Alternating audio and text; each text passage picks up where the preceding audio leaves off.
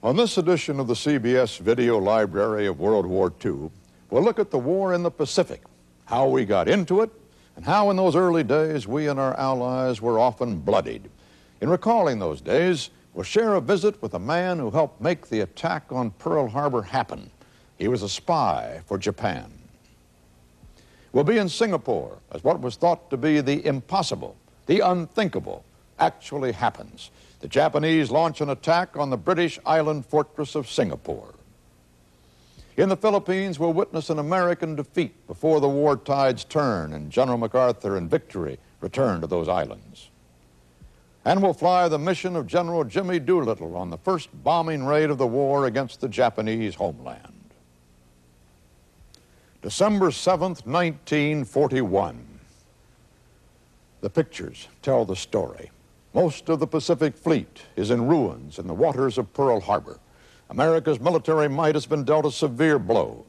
How could this surprise Japanese attack have happened? Well, we found part of the answer in a story we worked on back in 1961. This was our portrait of the man who spied on Pearl Harbor. This is Walter Cronkite reporting from Pearl Harbor. This is the story of a spy. 20 years ago, on December 7th, 1941, in this famous harbor, the Japanese struck in a devastating surprise attack that for the United States began World War II. The events leading up to that attack provide an incredible story of Japanese espionage. This man spied on Pearl Harbor. His name is Takeo Yoshikawa. Today, we have brought him back to Pearl Harbor to tell his story. In 1941, from March until the bomb fell in December, I was on the staff of Japanese consulate in Honolulu. I was not a diplomat. I was a Navy officer, and I was a spy sent by the Japanese Imperial Navy. During those few months, in a way, I held history in the palm of my hand. Our story begins with an arrival in Honolulu and the return of a spy. Aboard this jet from Tokyo is a man who has not seen this island for 20 years. His last view came a few weeks after the attack on Pearl Harbor, an attack he helped make possible. Then he was sailing off to an internment camp in the United States and a quick repatriation to Japan, a prisoner of the American government, in custody as an enemy diplomat, not as a spy. He spent the war years in Tokyo in naval intelligence. He is a slight, plain man, pleasant enough, although occasionally quick-tempered, a devout Zen Buddhist, married, father of two. His present business is running a gas station in Japan. He returns to Pearl Harbor to relive his moment in history. We took Yoshikawa back to a vastly different Pearl Harbor. Today's mobile fleet, constantly on the prowl, comes here only infrequently now. We approached the Arizona Memorial, where more than 1,100 men lie buried with the sunken battleship. We put the camera on him and said nothing. Later we asked, do you feel sad, ashamed of being a spy? Ashamed? No, he said. I was a Navy officer under orders. I could not disobey. Sad, yes. Sad for all those who died here in the war, American and Japanese.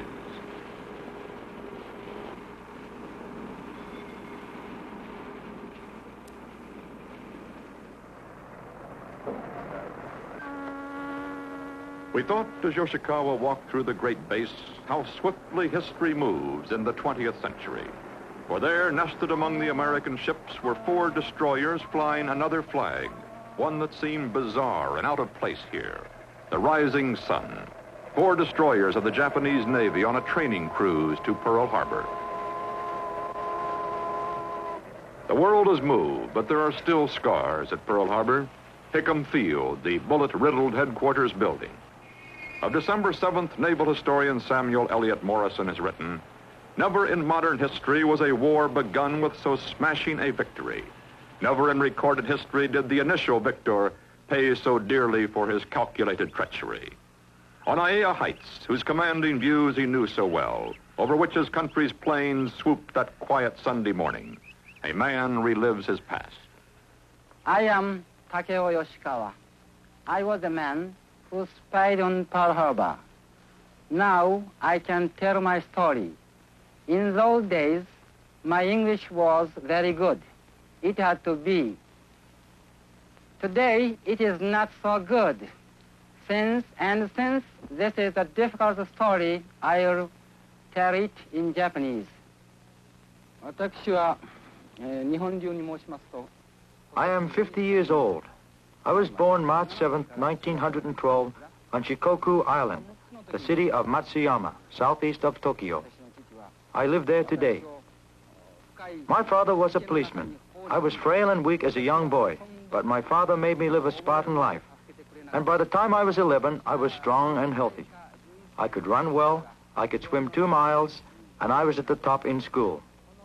My ambition was to go to the Imperial Japanese Naval Academy, and in 1929, I was admitted as a naval cadet. The Naval Academy was a hard, severe place. They emphasized the Bushido, the way of the warrior, the absolute loyalty of the warrior, the samurai. We were almost entirely isolated from the world. For 3 years and 8 months, we were there studying the military sciences. The physical training was very hard. There was swimming, at which I was very good, and there was the kendo, the Japanese stick fencing. I practiced this very hard. We young officers, the minds of young officers like me, were inclined towards the right-wing way of thinking. We were taught we should be ready to die at any moment. In spite of all the teaching, I always had a fear of death. I worked very hard at the academy.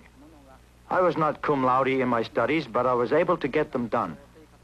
My motto is study and concentrate. In 1933, I graduated.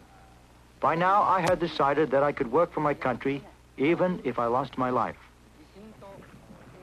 I went to sea as an ensign aboard the old battleship Asama, and then the light cruiser Ura. That was in 1934. I was a code officer, and that helped me later at Pearl Harbor. We made a Mediterranean cruise, and I got a chance to go to Paris. We also visited Mussolini in Rome. When we got back to Japan, I was accepted for training as a naval aviator.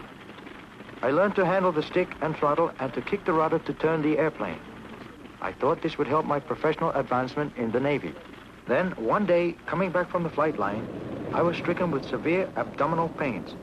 I was sent to the hospital, and in July 1935, back to my native city to recuperate.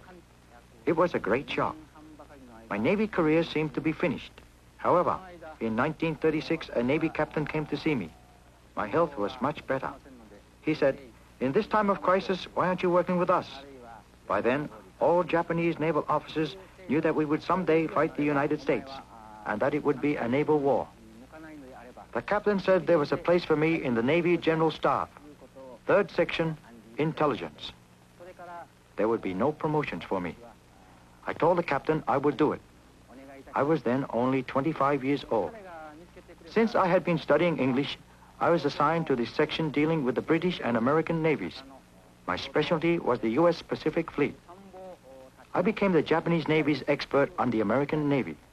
I read everything. Diplomatic reports from our naval attachés, secret reports from our agents around the world. I read military commentators like Hanson Baldwin in the New York Times. I read history too, like the works of Mahan, the famous American admiral. I studied Jane's fighting ships. I memorized the silhouettes of all the ships. That was very important to me later at Pearl Harbor. I read all the military journals, like the U.S. Naval Institute Proceedings. I was interested in American military thinking, strategic thinking. I always say, I am not a bright person, but I work very hard.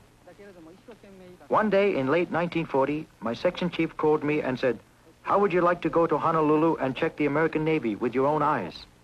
At first, I couldn't understand. Then he said, "You will have to let your hair grow long." At that time, I wore my hair short, like all military officers. But when you go abroad as a diplomat, you wear long hair. Now I knew. I would go into the Japanese consulate in Honolulu. I would see the American Navy with my own eyes and provide accurate information. He said, say yes or no, and I replied at once, yes, sir, I will go. I left Yokohama on March 20, 1941, aboard the Nita Maru. I never expected to return to Japan alive. I was to pose as a consular clerk in Honolulu, and I had a new name. I was not Takeo Yoshikawa. I was Tadashi Morimura. Since I had a new name, I had to change all my clothes, my shirts and shoes and suits. My name will appear here if I wear an old suit, and I will be discovered. On my luggage, I had to put the letter M. I told no one where I was going, not even my parents. We arrived in 1 week. On March 27, 1941, the Honolulu paper printed the announcement in the shipping news. As soon as I arrived, I went to the consulate, which is located, then as now, on Nuano Avenue. As I walk up to it today, as I walk through my past, I remember very well walking up to it that day in 1941. There is a new building now, otherwise it's the same. I remember walking inside and meeting the Consul General, Mr. Nagao Kita. He was short and fat, very pleasant and gay, although this day he was nervous. He knew all about my mission. I took out $600 from my inner pocket. That was all they gave me in Japan to handle the espionage in Hawaii. I showed the money to Mr. Kita. He told me to be careful.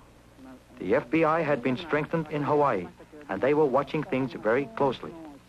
But he would help. He would do what had to be done. From that day on, this was my headquarters.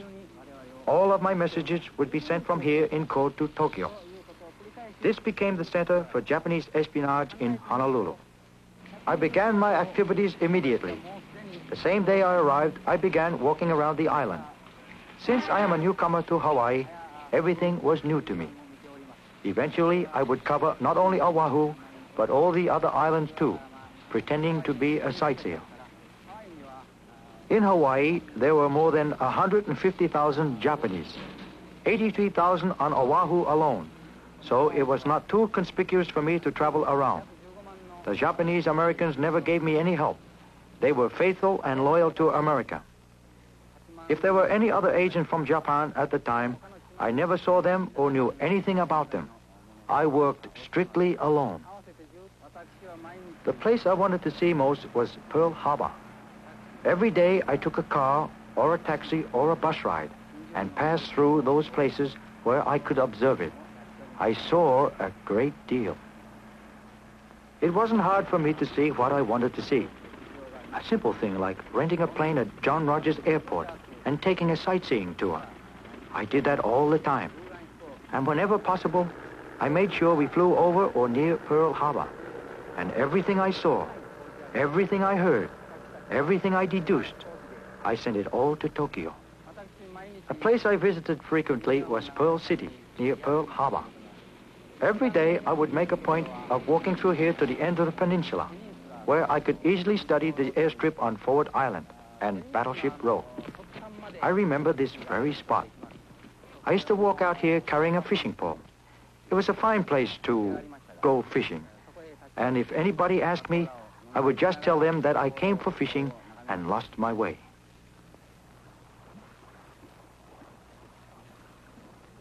The beaches of Oahu were especially important to me. I swam at practically all of the waterfronts, studying the tides, beach gradients, underwater obstructions, and the like. I became very familiar with these places. Tokyo was very interested in learning about anti-submarine and anti-torpedo nets, and I tried to investigate this. It was a dangerous thing to do. A lot of places were off limits, and I couldn't get in. I had to take chances. For almost a week, I covered Waikiki Beach. The sun burned my body totally black, and even the backs of my feet and my hands, arms and legs, became very burned. There were a lot of excellent places to go sightseeing. Aiea Heights, the fine hills beyond Pearl Harbor, and Tantalus Mountain above Honolulu, perfect places to watch the fleet. I observed ships coming in and going out. I knew them by silhouette. How many? Which way are they going? I never knew when I might be caught by the FBI. I hammered everything into my head. I never carried a note, a pencil, or a camera. No small bombs or secret documents the way you read in novels. Intelligence work requires a detailed mind, accuracy, and patience. It is not an adventure. It is hard work. Before very long, I could identify every ship in the harbor by one quick sight. One of the best places for me was a Japanese tea house called Shancho Row. It was in the heights of Alua, below Aiea, and had a good view of Pearl Harbor. It is still there today, only it is now called Natsunoya Tea House. The old Mama-san is still there too. And when I came back, she looked at me and said, "Morimura, Morimura, I thought you were dead. I remember you. You were a big drinker in those days." She thought I was a big drinker and liked to play around with the geishas. Sometimes I did drink a little too much, but most times I pretended to be drunk so I could stay there all night. I watched the lights from the boats, the searchlights from the ships and from the harbor. And from those things, I could guess what was happening out there.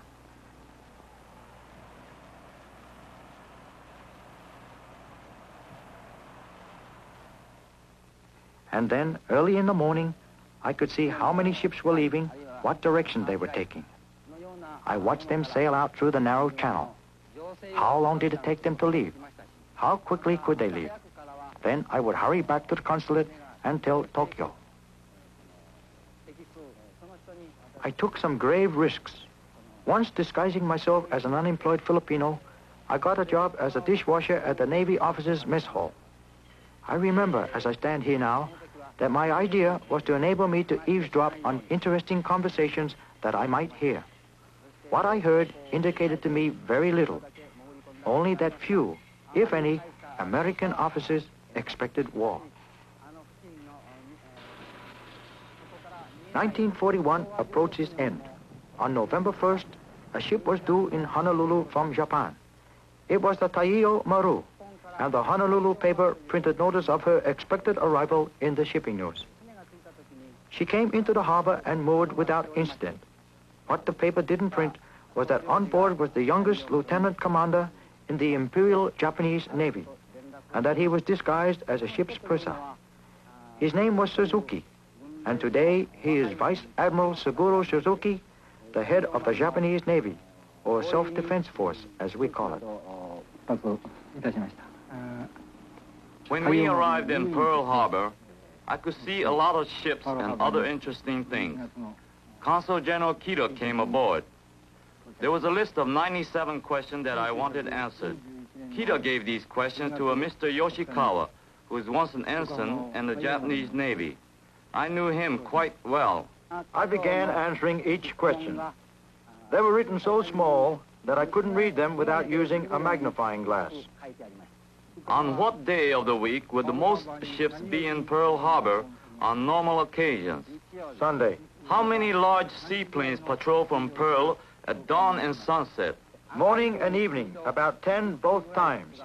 I can count them as they pass over the front lawn of the consulate at dawn and dusk. Are there anti-submarine nets at the entrance of Pearl Harbor? Maybe so, but I don't know the details. Are the ships fully provided with supplies and ready for sea? They are not ready for combat, loaded with normal supplies and provisions only. Each week the fleet goes to sea. Where do they go? What do they do? Particularly aircraft carriers. Mostly unknown. Conversations with American sailors provide little information. I can supply arrivals and departures, but destinations are difficult to find out. We left Honolulu on November 5th, 1941, and arrived in Japan on November the 12th. I gave the information from Yoshikawa to the Imperial Japanese Navy. I boarded a ship which took me to Tonkan Bay in the Kurile Island, where the task force destined to attack Pearl Harbor was gathered. I reported information in detail. I briefed all the pilots. I watched the task force leave for Pearl Harbor. There were 33 ships and 423 planes. The date was November 26, 1941. Meanwhile, in Honolulu, the days moved on to December 5th, 1941.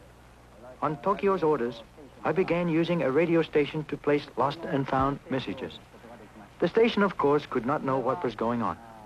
And I didn't know either that the Japanese task force was on its way, and that the messages were being picked up and decoded on the Akagi, flagship of the fleet, steaming toward Pearl Harbor. I placed this one. Lost German police dog with name Mayor 5, white reward. On the Akagi, this meant carrier left Pearl Harbor on 5th. Another message I placed. Chinese rug, almost new, for sale. This meant new heavy cruiser arriving. House to rent Waikiki meant shore leave as usual.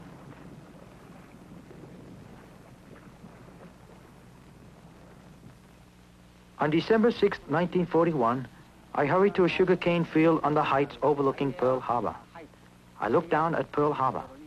Down there, I could see a great deal. There were many ships, and I could plot their positions and their distances and their locations in a detailed way. I tried to remember them. I remembered them.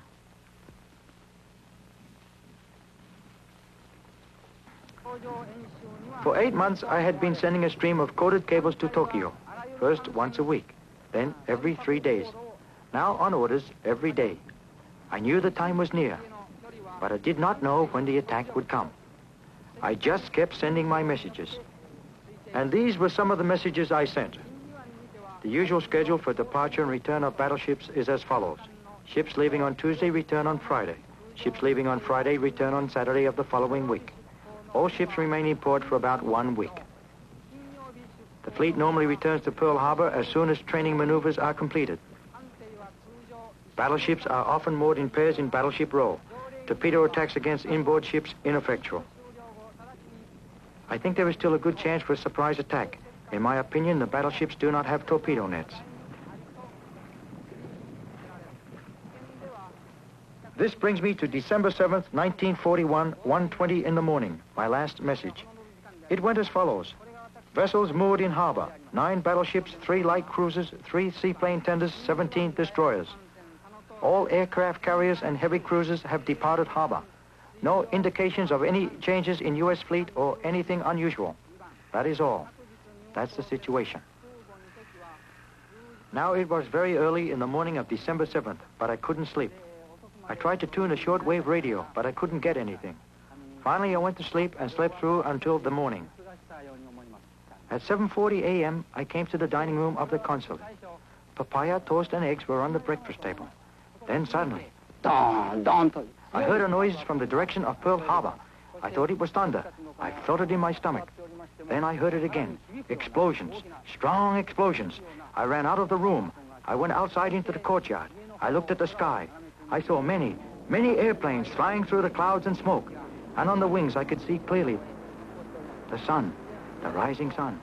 I rushed into the house of the Consul General, and he was there. And he was listening to the shortwave radio. Too much noise outside. I couldn't hear anything. But I remembered the wind messages. Every morning at 8, we listen to the news on Radio Tokyo. If the announcer says twice, east wind rain, then it is war against the United States. West wind clear, then war against Britain, the Singapore attack. North wind cloudy, then war against Russia. This must be east wind rain, east wind rain. The Consul General, he only say, oh, this is war. Then the Consul General and I rush out in the courtyard again and look at the sky. We see airplanes flying through the smoke. We see dive bombing. We see high altitude bombing. Now it is war, war. And the Consul General and I, we hold hands. We hold hands tight. Buddy Morimura, he says, this is war, war. I have tears on my face. We gaze at the skies over Pearl Harbor, and that was the last day.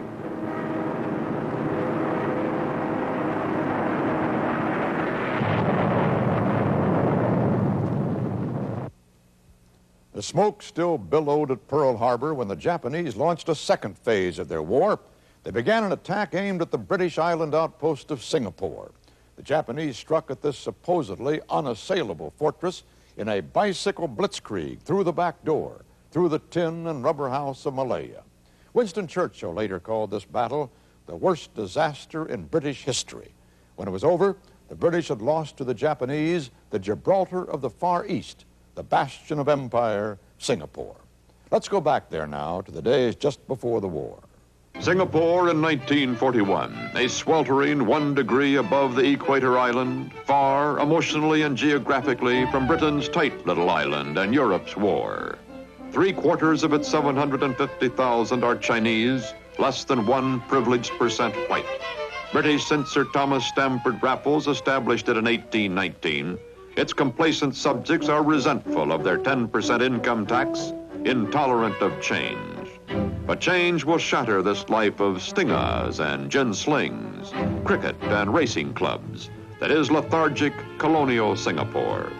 Guarding it, the $400 million naval base on the far northeast shore. 15 years building, all but a few of its giant guns point inflexibly at the sea.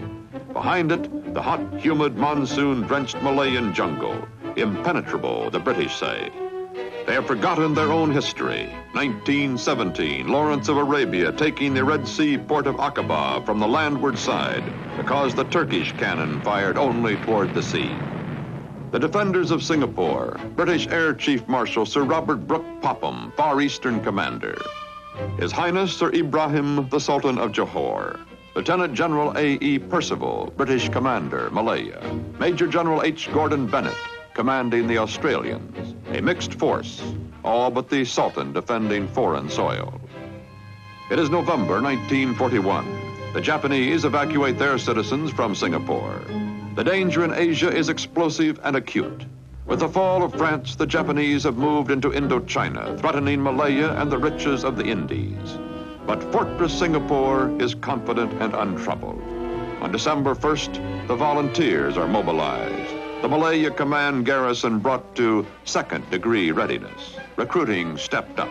But no guns go to Singapore's 425,000 Chinese, whose loyalty is not entirely trusted. December 8th, 1941, 2:30 a.m., 1/2 hour after Pearl Harbor. Undeclared war and the battle for Singapore begins 500 miles to the north in neighboring Thailand. Japanese landings are unopposed. A plan to outfit some troops in Thai uniforms is abandoned as unnecessary. So serene is the operation, a Japanese consul will greet invaders near one beachhead.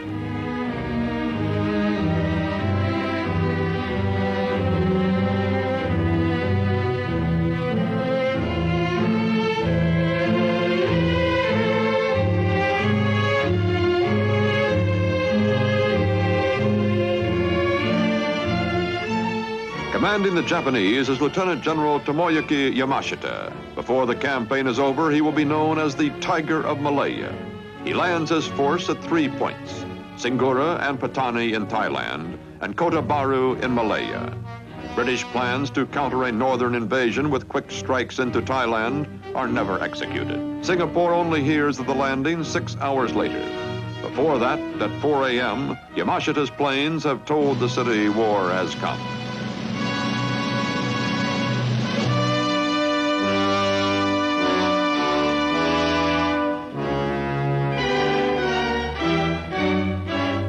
"63 are dead, 133 injured, not a single Japanese plane downed. But Singapore is unworried. Brooke Popham's order of the day, we are ready, we are confident, our defenses are strong and our weapons efficient." Across the border into Malaya sweep the Japanese. They capture the important railroad leading from Kota Baru. On good British roads, they whiz along on cheap, lightweight bicycles, carried on their shoulders in the jungles, left in the rear during battle. It is an army on wheels, and it moves. In spite of all the news reports at the time, few of these Japanese have ever seen a jungle before. They will be outnumbered, 138,000 British Imperials to 60,000 Japanese. But they have great advantages. Tanks. The British do not have a single tank in all Malaya. Planes. The Japanese have crushing air superiority and know how to use it.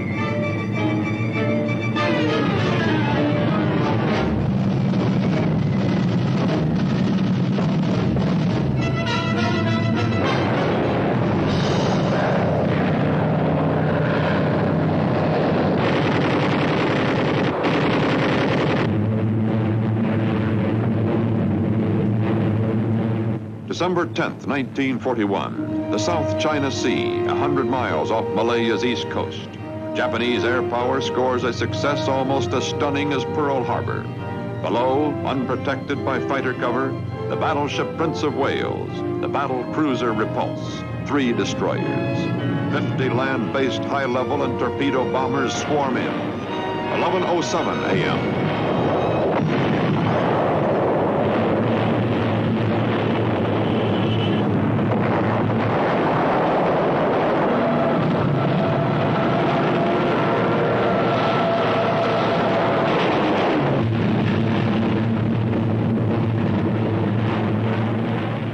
In 2 hours, 12 minutes, it is over. Prince of Wales and Repulse sunk, 840 men lost. In all the war, writes Churchill, I never received a more direct shot. In Malaya, the Japanese sweep on. Civilians begin a feverish evacuation. From Jitra, Alor Star, Kuala Kungsur, Ipoh, exotic place names now become gravestones in the Malayan tragedy. Destination for all, south to Singapore, the impregnable. Within a month, more than half of Malaya is Japanese. They surge to the gates of Kuala Lumpur, the colony's second city, 190 miles from Singapore. The defenders, British, Indian, and Australian, are undertrained, inexperienced. Some have fought bravely, but frustration and chaos are everywhere.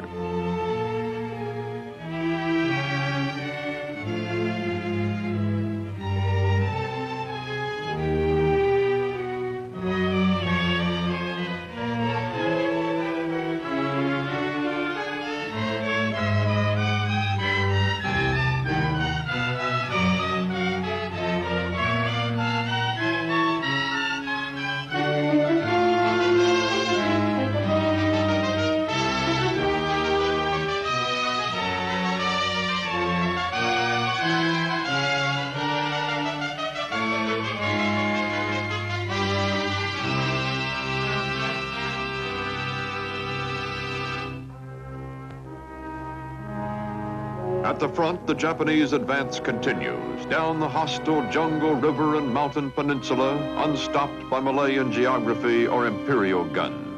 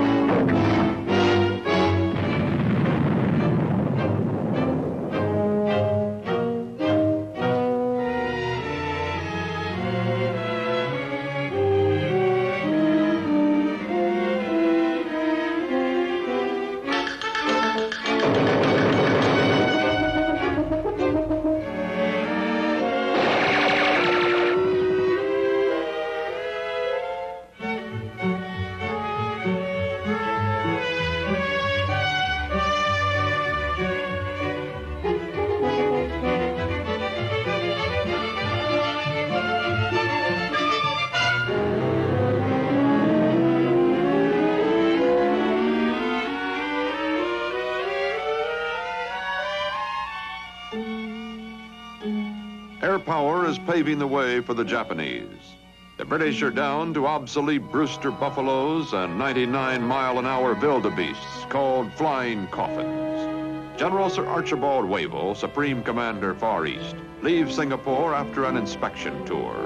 He is shocked to learn the island has no northern defenses, that the guns cannot be turned. His report will stagger Churchill. What is the use of having an island for a fortress, Churchill asks, if it is not to be made into a citadel? How is it that not one of you pointed this out to me?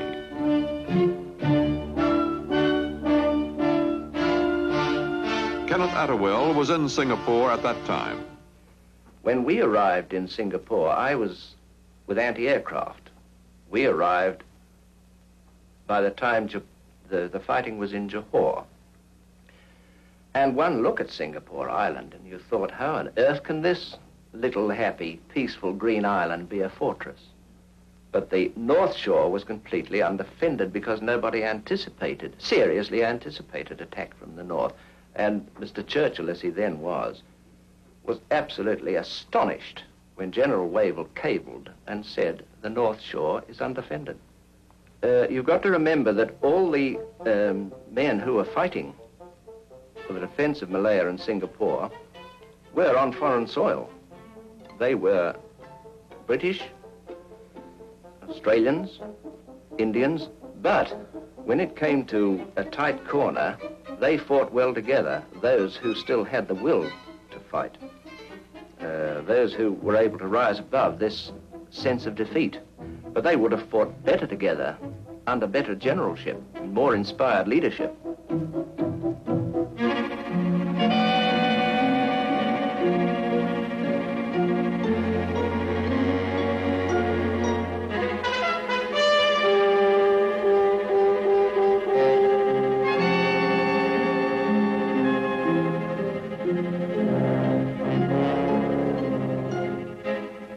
The defenders now fall back in desperate retreat through the city of Johor Bahru and across the strait by causeway. Sappers mine the causeway. This heavy stone strip, almost 3/4 of a mile long, 70 feet wide, provides the only roadway between peninsula and island. At 8:15 a.m., January 31st, a 70-foot gap is blown in it. Now Singapore is truly an island. But one of the first things Yamashita will learn when he arrives in Johor is that the water in this gap is not more than 4 feet deep at low tide. The siege of Singapore was underway. The date was February the 1st, 1942. It had taken the Japanese less than 8 weeks to reach the British bastion by way of its Achilles heel, the overland approach. They have lost only 1,800 men, with 2,700 wounded. They have suffered practically no malaria. From the Sultan's palace in Johor, they can see the British fortress. They drink a toast in wine. It is a good place to die. Certainly we shall conquer.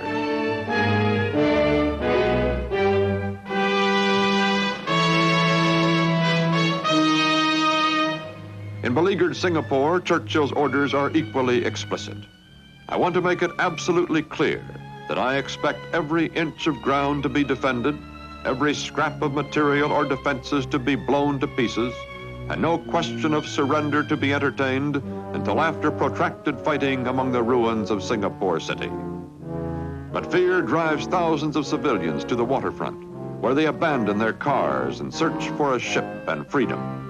And in Singapore, the Raffles Hotel ballroom is still holding its daily tea dance, and the movies are open. The Philadelphia Story with Katharine Hepburn, and Reaching for the Sun with Joel McCrea and Ellen Drew.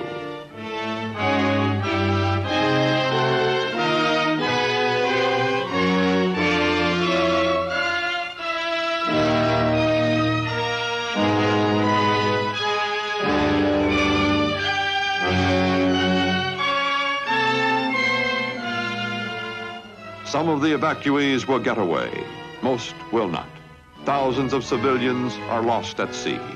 The Japanese control the skies. The convoys will come under merciless attack.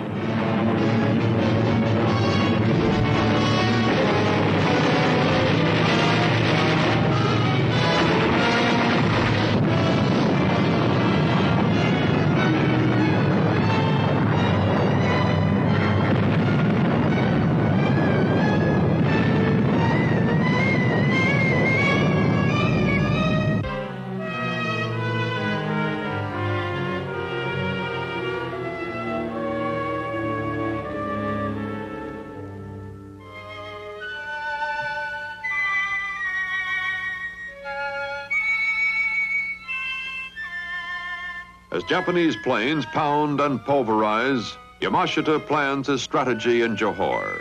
With him is intelligence officer Colonel Ichiji Sugita. 2月の8日と思いましたが、朝から On February 8th in the morning, we were in the Sultan's palace in Johor Bahru. We were observing the enemy positions on Singapore Island. General Yamashita had conducted his operations very well over 60 days. He felt that the Japanese army had very good morale. He felt that the situation was right to envelop Singapore. In our strategy, we were seriously concerned that the British might spread oil on the waters between Singapore and Johor Bahru, and then set fire to the oil when we tried to cross. If they did that, we knew that crossing the strait to Singapore would be very difficult. But General Yamashita was of very good heart.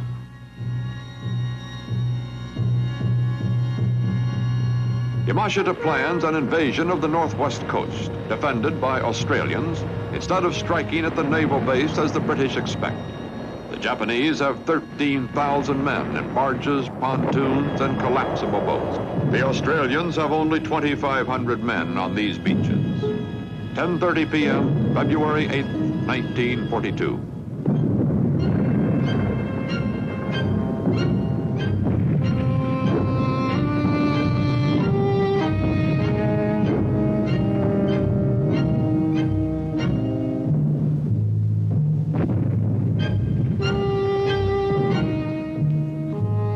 In 1 hour, the Japanese have their foothold.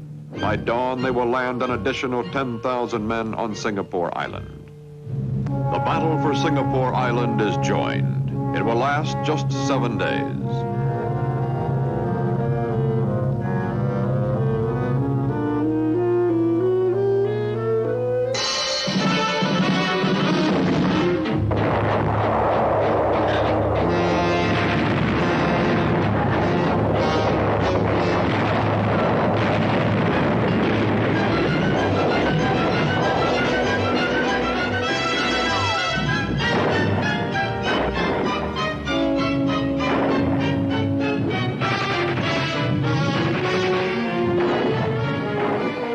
February 14th, each side faces a crisis.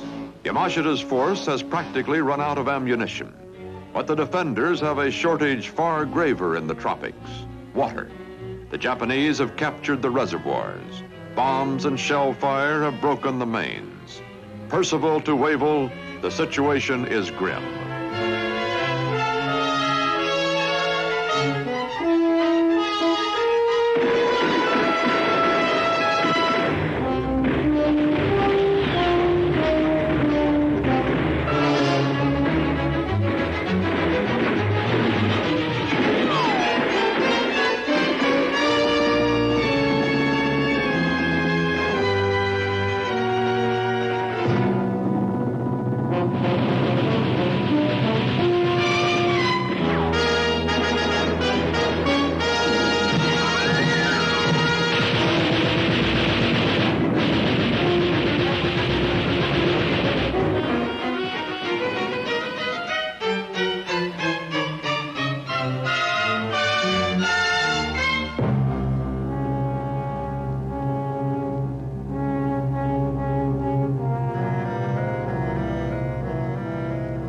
The end comes at 5:15 p.m., February 15th, 1942. Colonel Sugita.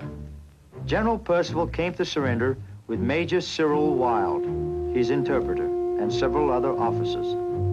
I met them and brought them to the foot of Bukit Timah Hill, to the Ford factory there. I had told Major Wilde earlier that General Yamashita would talk with no one but Percival himself. Now Percival was here. I said to him, "We fought for 2 months. I compliment you on the British stand."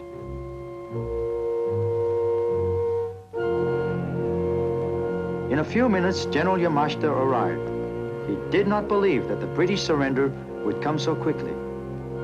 The meeting began with difficulty. Our interpreter was not very good. General Percival seemed to be dispirited.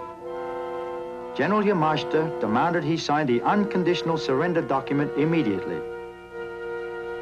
General Percival asked if he would wait until the next morning. "In that case, we will continue our attack until the next morning," said General Yamashita very energetically. The British signed at 6:10, effective at 8:30. I had to take over the translating for our side, although my English is bad. Afterwards, we celebrated at headquarters. Dried cuttlefish, chestnuts, and wine, gifts of the Emperor. At 8:30 on that Sunday of surrender, the Bishop of Singapore takes a service in St. Andrew's Cathedral, the Right Reverend John Leonard Wilson. And I went into the cathedral The cathedral had been used for a hospital for the last 5 or 6 days. I had made a condition that people of all races, that is, including the Japanese, should be allowed to come there and be treated. And the choir and the sanctuary were kept separate. I went in there and I took a service. It's true, we sang the hymn, Praise My Soul, the King of Heaven. And some asked me why. And I said, because it was a praise not merely that the hostilities had ceased, but because God was eternally Father-like. He tends and spares us, and we are still relying upon his fatherly care. So it was a very wonderful service. In Singapore, the men, many of whom have fought with courage and valor under terrible handicaps, lay down their arms. British, Australians, Indians, local volunteers, more than 130,000 in all. The Japanese have lost only 9,824. In 70 days, 30 less than their timetable, the Japanese have taken Singapore, renamed it Shonan, Bright South. Why didn't you destroy the city, set fire to the oil, a Japanese asks a British officer. Oh, we'll be back, comes the reply. We may be defeated 99 times, but we always win the last battle. We'll be back. 3 days later, a Japanese memorial service. The men wearing packets with the ashes of their fallen, singing a march a sergeant has written for the occasion.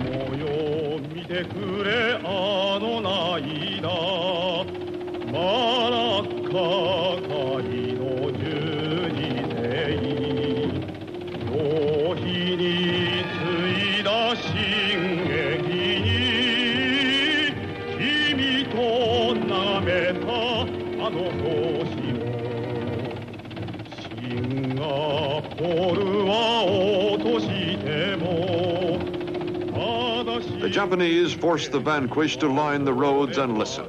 The last song they will hear for 3 cruel internment years, until 1945, when the Allies do come back to Singapore.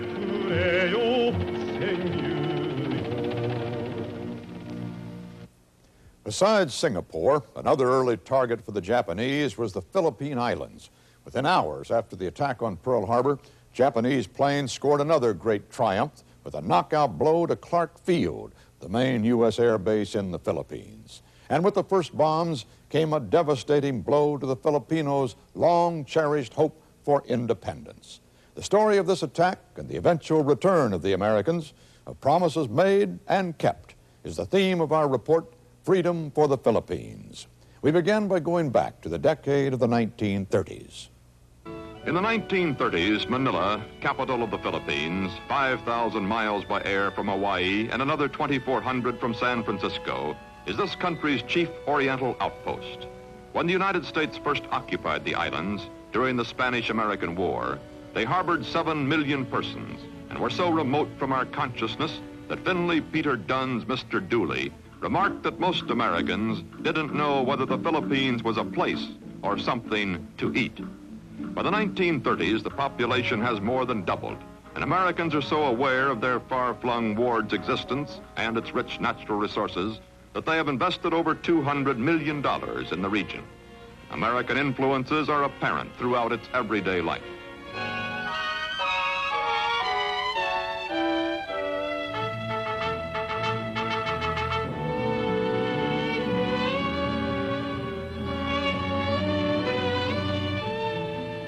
Filipinos, there is a single political goal, independence. In 1934, the American Congress, in a significant departure from big power colonialism in Asia, pledges independence for the Philippines by 1946. Some Filipinos favor waiting for self-government until their country is politically mature. Others want to go it alone immediately.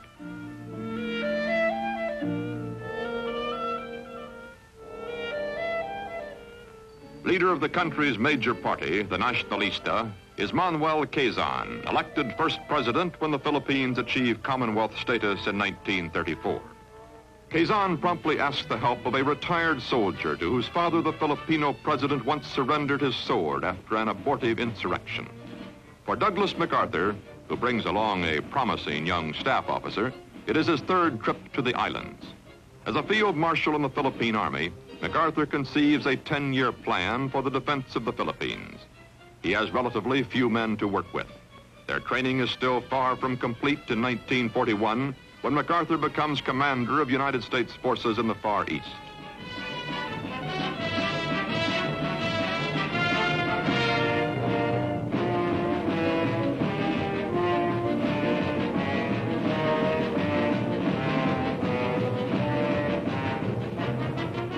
Much of his tiny Air Force, whether through surprise or carelessness, historians still cannot agree, is destroyed before it leaves the ground.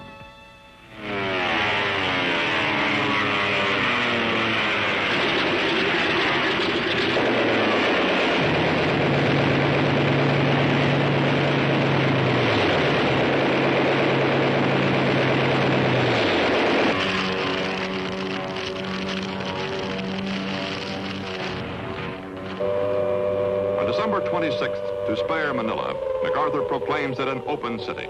Manila is nonetheless uneasy, and with good cause, for the Japanese ignore the proclamation.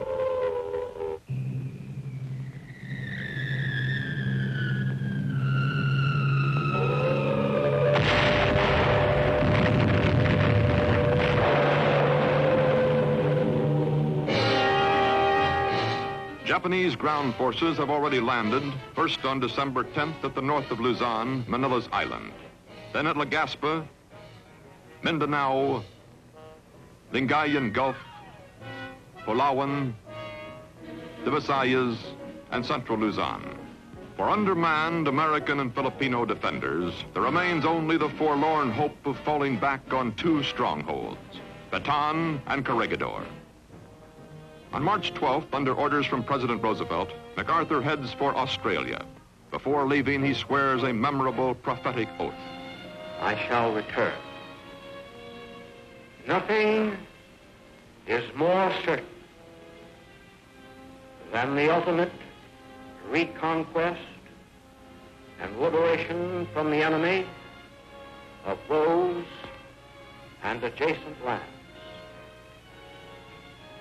I repeat, I shall return.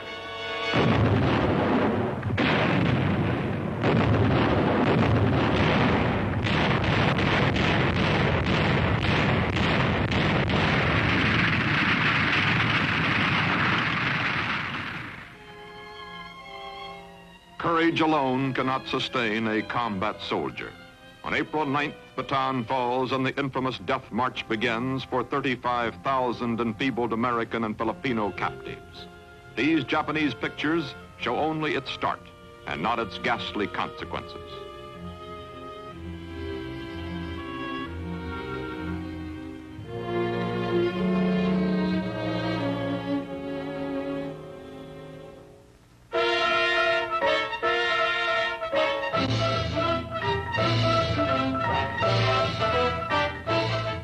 With Bataan under heel, the Japanese concentrate on Corregidor.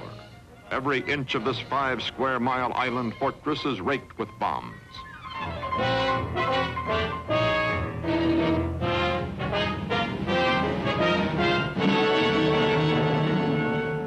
The Japanese besiege Corregidor not only from the air, but also with artillery from Cavite and Bataan.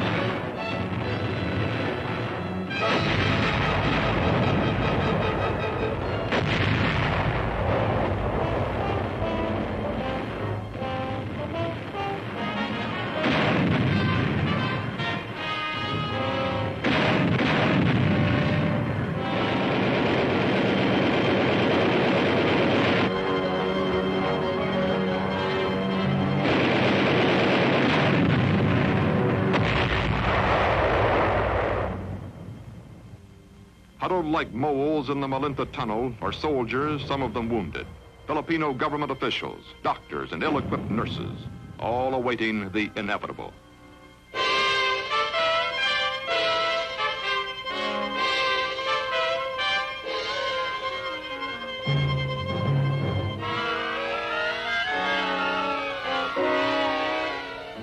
On May 6, 1942, the Japanese finally set foot on Corregidor, and that proud fortress falls.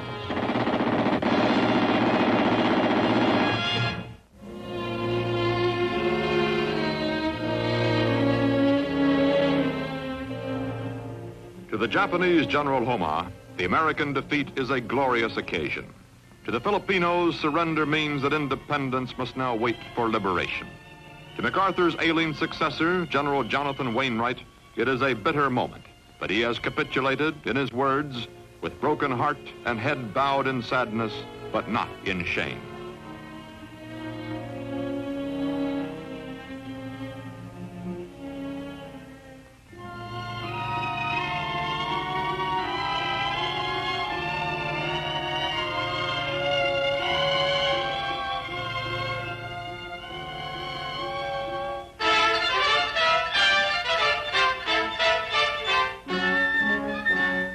Manila under the Japanese. Annoying a soldier of the occupation is punishable by death. Many Filipinos take to the outlying hills as guerrillas. To those who remain home, the Japanese quickly demonstrate their endorsement of the age-old adage that to the victor belongs the spoils. Some of the loot, especially sugar and coconut oil, is hard to dispose of. The other countries in the greater East Asia co-prosperity sphere, of which the Philippine Islands is shortly to be dubbed a full-fledged member, aren't prosperous enough to buy it. No matter, the Japanese appropriate it anyway.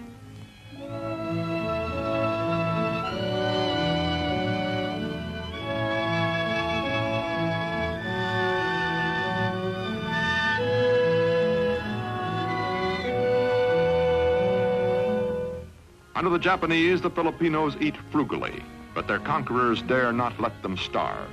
Often the Japanese accompany their meager handouts with high praise for the virtues of austerity.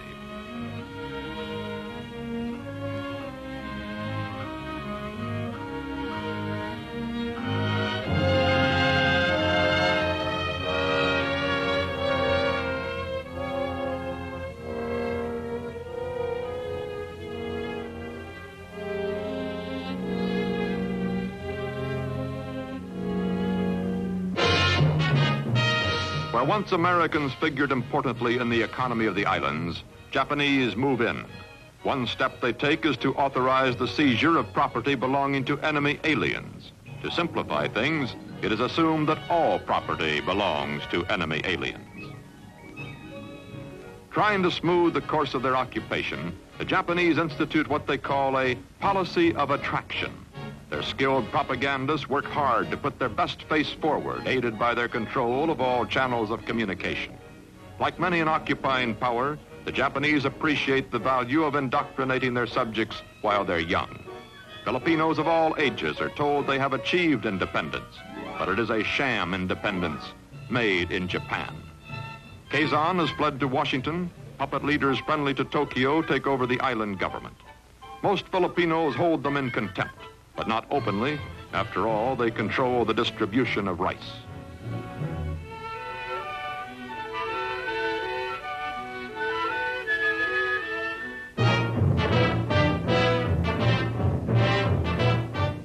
There are the usual slogans and along with them the usual parades.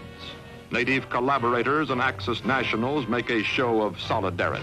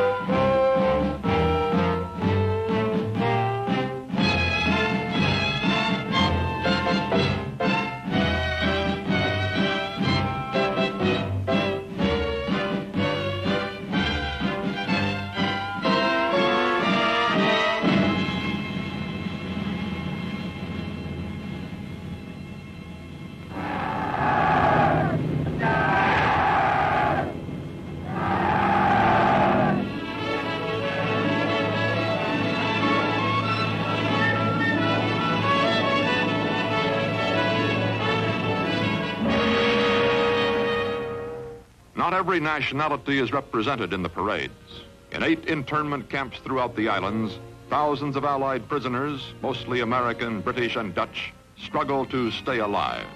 Their food, they never see meat, arrives in the same garbage cans used to haul away the Japanese trash.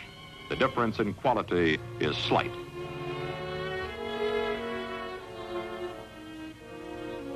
To amuse themselves, the captives give their huts names like Frothy Bottom and Glamourville. There's little news from the outside world in Glamourville. Its residents hardly dare believe the rumors that seep through, that MacArthur from the Southwest Pacific and the Navy from the South and Central Pacific already have moved far along the road back to Manila. At a Honolulu conference in July 1944, a fateful choice is posed to President Roosevelt, MacArthur, and Admiral Chester Nimitz. Should the next objective, after the Solomons, after New Guinea, after the Gilbert Islands, be Formosa or the Philippines? The decision is made. MacArthur's pledge will be fulfilled. The next strike will be at the Philippines. First target, Leyte, then once that beachhead is secured, to hit Lingayen Gulf and Mindoro. The ultimate objectives, Manila, Bataan, Corregidor. October 20th, 1944.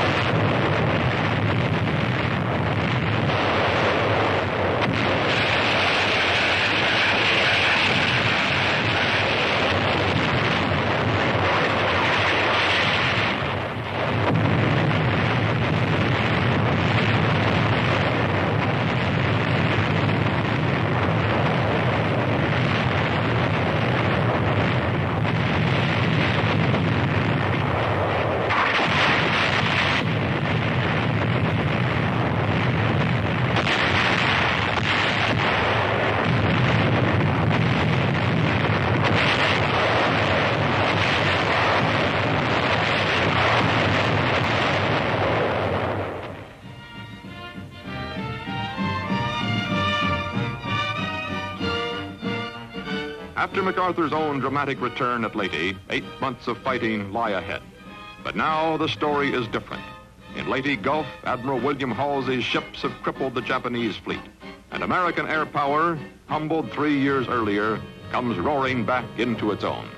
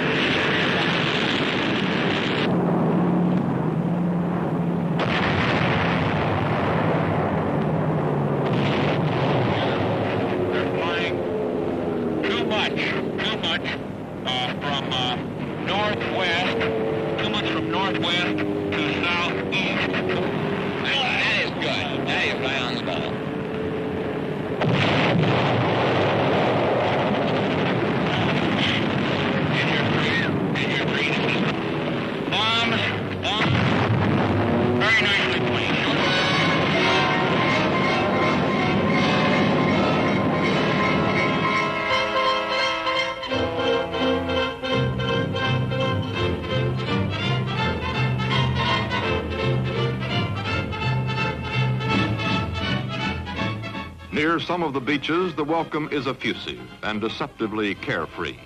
But the American casualty figures of the Leyte campaign alone, 3,500 killed, 12,000 wounded, attest to the fierceness of the fighting in the jungles beyond the shore.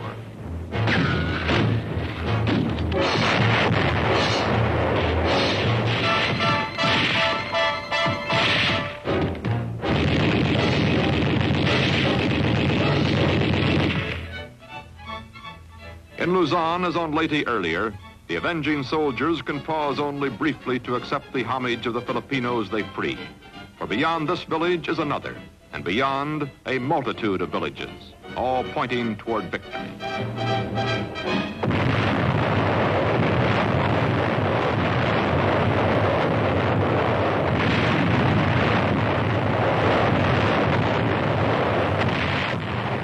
January 30th, 1945. 25 miles behind the Japanese lines, American Rangers liberate more than 500 survivors of the Death March and Corregidor.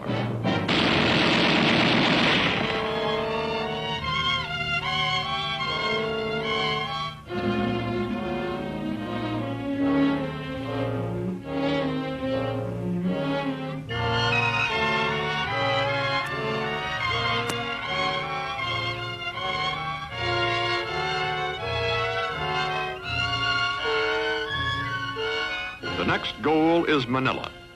Japanese suicide squads hold the city. The streets are mined. The people flee as best they can.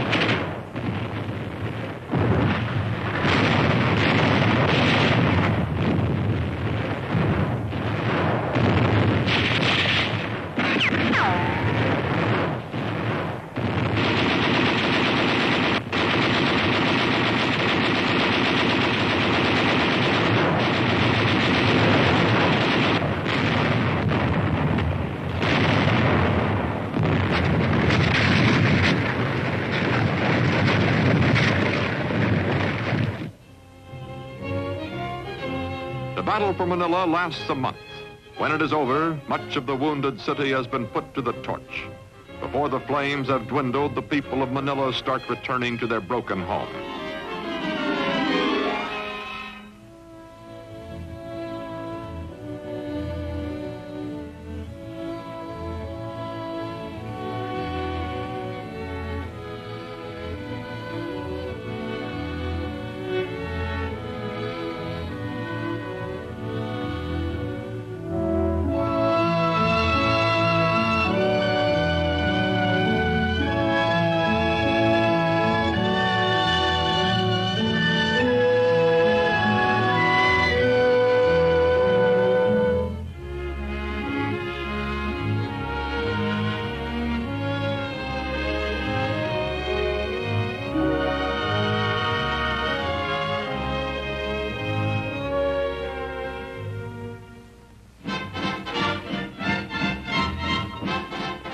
Bataan reverts to Allied hands. And at Corregidor on March 2nd, 1945, nearly 3 years after his hasty evacuation, a solemn, triumphant MacArthur keeps his promise to return. I see that the old flagstaff still stands. Have your troops hoist the colors to its peak, and let no enemy ever haul them down.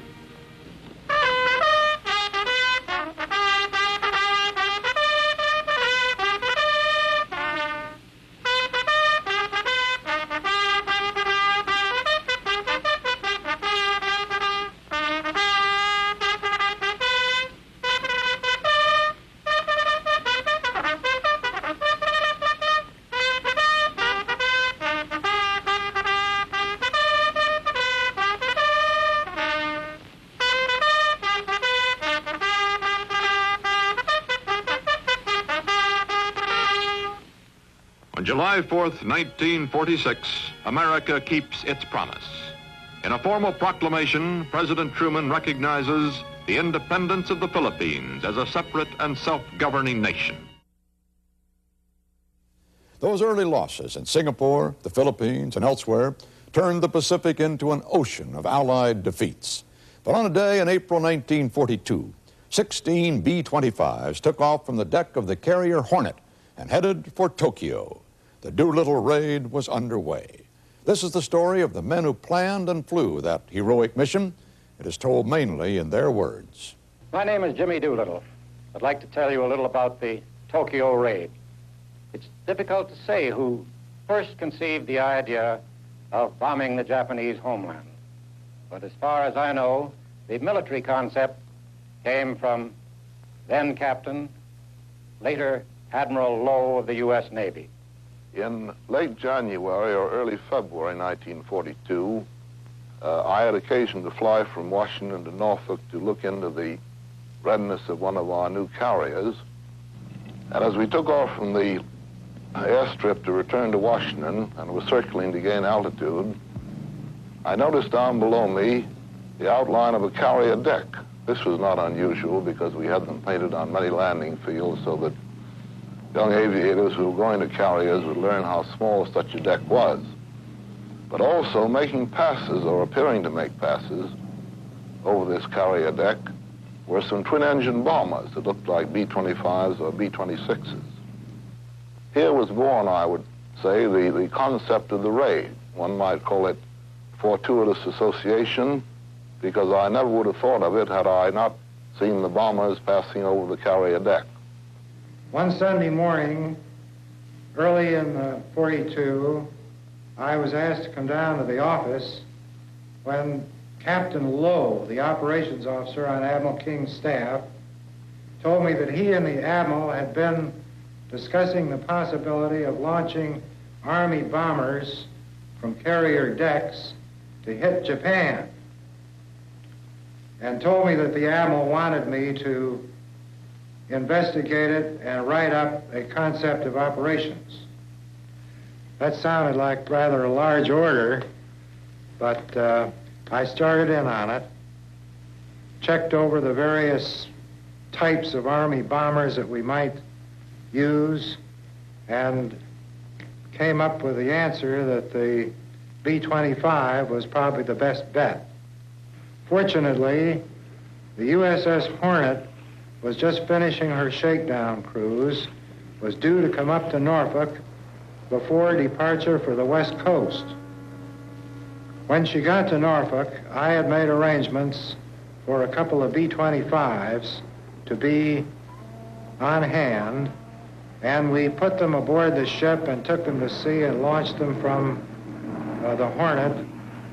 And the way they jumped off the deck made me feel certain that we wouldn't have any trouble when the time for full load came along.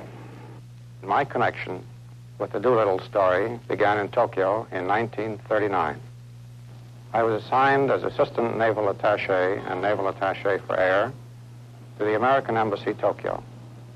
We did not have bombing maps of Japan, and one of my principal tasks was to make these. Amongst my sources of information were the Soviet Naval Attaché at the Soviet Embassy in Azabu, Tokyo, who had a wealth of information available. He used liberal quantities of vodka in an attempt to elicit information from me, but I was able to pour a great many of these into his potted palms without his knowing it.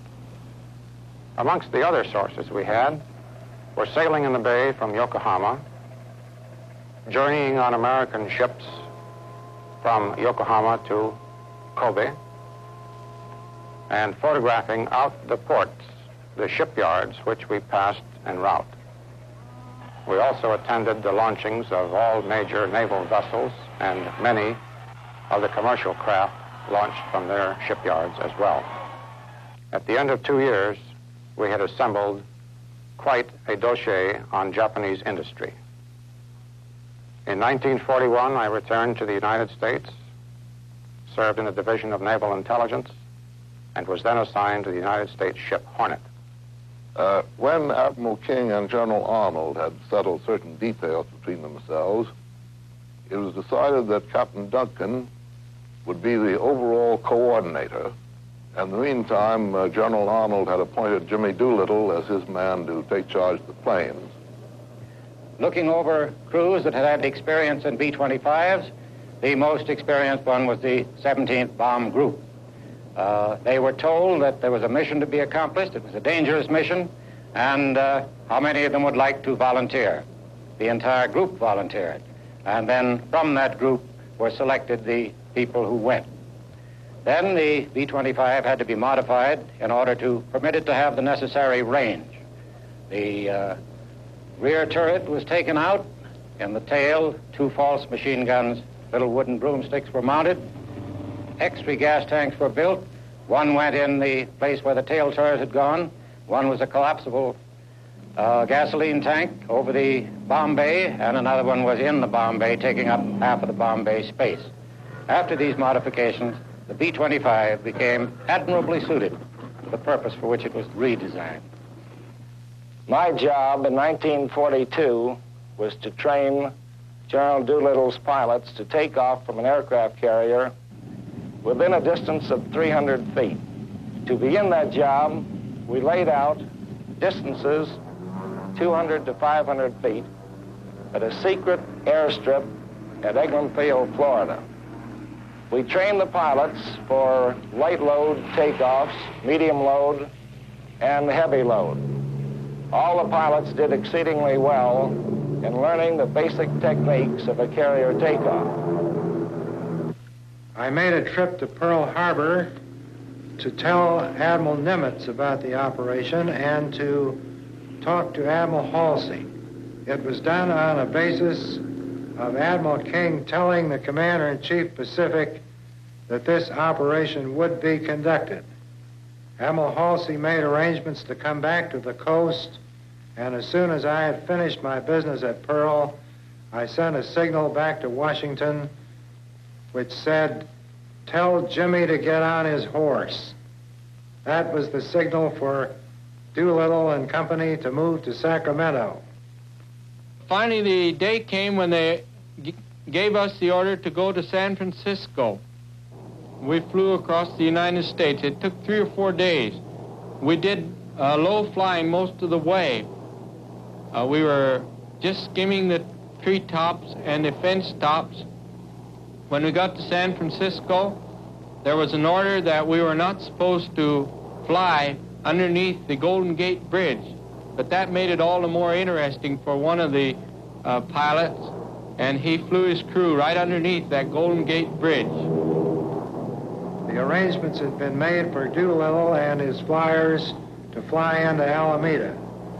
They flew in, and as they landed, they taxied right down to the dock and were hoisted aboard the ship. Nobody was permitted to go back ashore.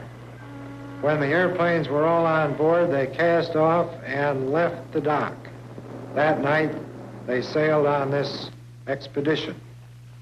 On April 13th, 1942, 11 days after her sailing, the Hornet, B-25's lashed to her flight deck, is joined by Task Force 16, which flies the flag of Admiral William Halsey on the carrier Enterprise.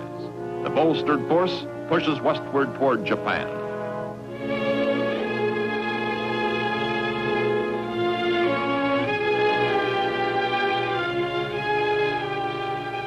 Doolittle has told Bull Halsey he hopes to launch the strike 450 statute miles from Japan. 550 will be possible. Beyond 650, too far for overfly to China. For the crew, token physical training, memorizing "I am an American" in Chinese, the wrong dialect it later develops, poker, and endless briefings. During the briefings, I covered the locations of the Japanese industries, locations of anti-aircraft batteries, such wonderful aiming points as the Diet Building Tower and the 3 radio towers near the Navy Ministry in downtown Tokyo. I showed them where the Imperial Palace was and how to avoid that, and in general covered all the escape and evasion tactics which could be used to get in and get out in one piece. I felt that most of the pilots, with the exception of Colonel Doolittle, were far more interested in getting their aircraft off the flight deck of the Hornet than they were in any possible troubles they might encounter over Japan. We had various worries while on the carrier. One is that we might be intercepted by Japanese surface craft or Japanese aircraft. Captain Michener and Admiral Halsey and I had all agreed that if we were intercepted while still within range of Honolulu, we would clear the carrier decks and fly back to Honolulu. If within range of Midway, we would fly to Midway. If out of range of Midway and not within range of Japan, we would push the aircraft overboard so the carrier decks could be cleared. If within range of Japan, we would go ahead and complete our bombing missions, even though we had to land immediately afterwards and fall into Japanese hands. This was the most serious eventuality that we had to consider. As soon as we entered Japanese waters, the aircraft were fueled and bombs were loaded. The bombs that went into Colonel Doolittle's aircraft had one addition. He attached to the tail fin of one of the 500-pound bombs a medal which the Japanese had given me in Tokyo in 1940. The morning of April 18th, 1942 dawned clear. A strong wind was blowing and there were heavy seas. They told us that we only had about 400 more miles to sail. By night, we would take off of the aircraft carrier. But just as someone had told us this, a fishing boat was spotted. And the order came for us to man our airplanes and clear the deck. We were afraid that the die had been cast and that the word had gotten to Tokyo that we were on our way. The two cruisers which accompanied us opened fire with their 15 6-inch guns, and a veritable volcano of water spouted all around the ship. The little trawler heaved up and down with the waves, and it wasn't until a good many salvos had been fired that she was dispatched. The worst thing that we could think about was taking off in a dead calm, because then we would have nothing but the carrier speed to assist us in takeoff. However, on the day of the takeoff, there was about a 30-knot wind blowing, and the seas were quite high. Some of them were breaking over the bow of the carrier, and with the 30-knot wind, carrier making 20 knots into the wind, we had an effective 50-knot wind across the deck, and as the aviators say, no sweat. The pilots were hurriedly given their final briefing, climbed into their planes, warmed up, and the signal to go off the flight deck was given. Colonel Doolittle, in the lead, was certain he could get off. I watched him roll down the deck, pull up his plane sharply, and I was afraid it would crash. He put his nose over, however, and pulled away in the direction of Japan. There were two near casualties. One chap took off on the upbeat, and his airplane, that is, while the carrier was pitching and while the bow was rising, and his airplane was thrown up in the air, and he barely regained control before going into the water. Another chap put his flaps down, and when he put the flap control back in neutral, he inadvertently put it all the way up. So he took off without flaps. He went off the bow of the carrier, almost into the water, slammed down his tail, and made it off. Most of us had no difficulty at all due to the wind across the deck.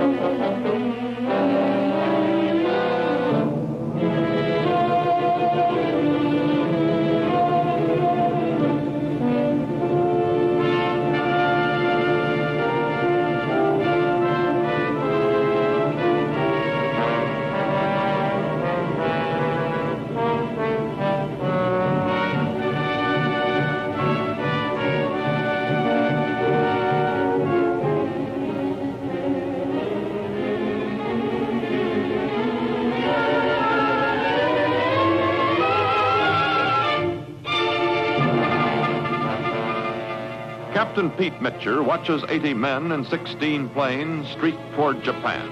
Not 450 miles away, not 550, but because of the trawler, 650 miles away. As his task force withdraws eastward at 25 knots, Halsey sees the planes speed into the west.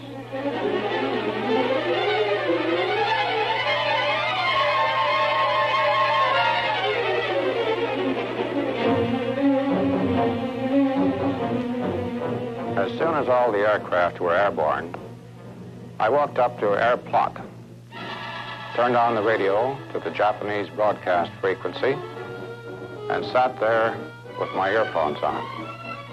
We found out that there was a Japanese air defense exercise being conducted at this time, and I have no doubt whatever that this air defense exercise allowed our aircraft to slip in without exciting the Japanese radar operators. This fantastic coincidence, a practice air raid drill which will end just before the Doolittle strike at noon, not only will help the planes slip in and get away, but will fool many into believing that the American planes, even the Japanese ack to follow, are all part of the same thing, a mock alert.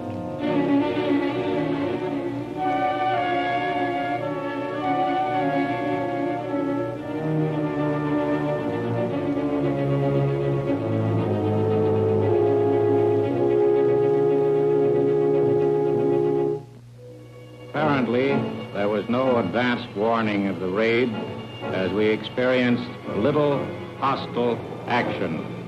We approached the targets right on the treetops, pulled up to about 1,500 feet and dropped our bomb. 1,500 feet was the lowest altitude from which we could bomb without danger of damaging our own ships with the bomb. We then returned to a low altitude, maneuvered evasively, and went on. We should like to have remained around to see exactly what had happened. This was impossible, as we were in a hurry. We came in from over in this direction. We were flying around over in that way, and then there was three gas tanks over there. We dropped our bombs on those three gas tanks. I can see them from here. We flew up this way, right up to this place where I'm standing, right over this place. And there's a place over here that we thought was a aircraft factory, but it turned out later to be division headquarters. And they had a depot there, and they had a lot of animals and different things stored here, and there was some hay. So our incendiary bombs dropped on the hay and burned up that hay, made a big fire. And then we flew out over to the west, and there were two gas tanks over there. So we dropped our incendiary bombs near those gas tanks. We missed them. We didn't hit them directly. Then we flew on out to China. Planes are to home on Chuchao, but cannot. The homing device never arrives, lost in an air crash. Doolittle flyers crash land in East China. One crew in Siberia to be interned by the Russians. 1 man is killed, 4 drowned, descending in China. 8 are captured. The rest make it. My trip over the target was somewhat routine. When we got to China in the middle of the night, we were forced to abandon our airplane. I called my top turret gunner, told him to bail out. He called me back on the interphone and said, "Okay, Lieutenant, thanks a lot for the ride." It was quite dark and rainy the night we bailed out in China. I landed on the side of a hill in brush and wet grass and spent a rather miserable evening that night. But I stayed in place until it started to get light the next morning. Shortly after I started walking, I came upon some farmers or people working in the rice paddies. And after a while, I got out a notebook and pencil and tried to draw a map. Obviously, a map was something foreign to these people. So I then drew a picture of what I considered a rather clever railroad train. And after making many noises like a choo-choo train, I got several answers, and people pointed in several different directions. This didn't help me very much, so I just started walking down the trail by myself. In 1942, I was an engineering student en route from Shanghai to Chongqing. My travel was entirely in the hands of the Chinese guerrilla soldiers. During this region, you might call it no man's land. This night, I heard airplane overhead, and the village called an air raid alarm. It was raining, and it was quiet. A short while later, the soldiers brought in the 5 American flyers. That was the Colonel Travis Hoover's crew. From there on, I acted as their interpreter. I did not realize how close and how dangerous it was, because I was told the Japanese soldiers were trailing us only about 10 miles behind us. If I should be caught by them, I know I would be beheaded. Survivors make their way to Chongqing to be decorated by Madame Chung. Doolittle, spot promoted to Brigadier General, later will receive the Medal of Honor. The raid from Shangri-La, FDR's description, boosts Allied morale tremendously. Although damage to Japan is slight, loss of face is considerable. Meanwhile, 8 captured Doolittle flyers are harshly treated. 3 will be executed after drumhead trials. 1 will die of malnutrition in prison. 4 will remain prisoners under the most severe hardships until war's end 3 years off. The final tally of 80 men who left the Hornet, 71 will survive. Gentlemen, I propose a toast.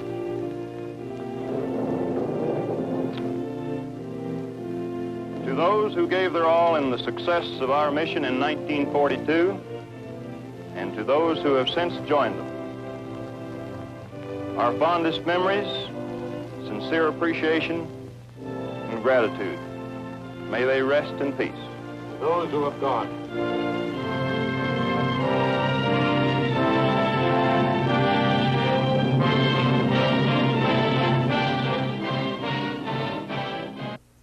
The name of Jimmy Doolittle is now part of the lexicon of World War II, as are Bataan, Corregidor, Pearl Harbor, the Philippines. And there are others, Okinawa, Tarawa, Hiroshima, whose stories we'll be telling on this continuing series, the CBS Video Library of World War II.